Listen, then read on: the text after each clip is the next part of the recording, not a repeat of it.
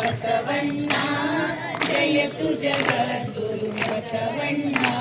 ಮೂರ್ತಿ ಬಸವಣ್ಣ ಕಾಯಕ ಯೋಗಿಯೇ ಬಸವಣ್ಣ ಕೈವಲ್ಯದಾತನೆ ಬಸವಣ್ಣ ನಿರ್ಗುಣ ರೂಪನೆ ಬಸವಣ್ಣ ನಿಷ್ಕಲ ಲಿಂಗನೆ